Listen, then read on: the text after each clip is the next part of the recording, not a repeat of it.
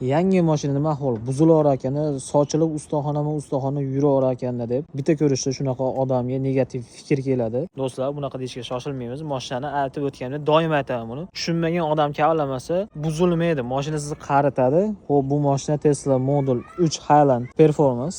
Original Performance bu ko'rishingiz mumkin. Original Performance mashinani polniy kuzov ishlari bo'lgan, elektrochasida ozgina muammosi bo'lgan. Buni oxirigacha yetishmaganmi, xudo bilan nima bo'lgani bizga keldi. Xudo xolasa mashinani cho'tki qilib tayyorlab, bu yerda hozir remen muammosi bo'lyapti. Remen bitta tortganda qattiq ushlamayapti. Ko'rishingiz mumkin, mashina ideal holatdami. Bilganlar kommentariyaga yozib ketinglar.